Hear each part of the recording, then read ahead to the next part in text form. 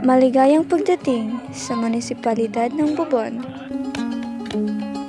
Ang pagmamahal sa bayan ay isang mahalagang aspekto ng pagiging makabayan at responsableng mamamayan. Narito ang ilang paraan upang maipakita ang pagmamahal sa bayan. Una, paggalang sa watawat at pambansang awit.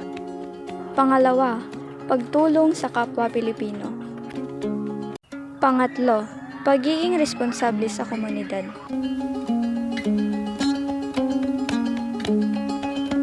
Pang-apat, pananampalataya.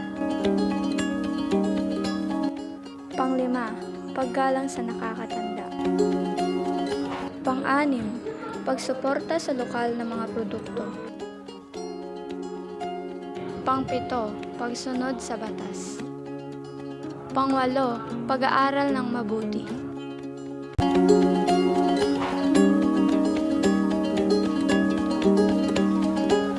Tara na! Aton bisitahon ang munisipalidad San Bobon. Babanam kevalam, babanam kevalam, babanam kevalam, babanam kevalam.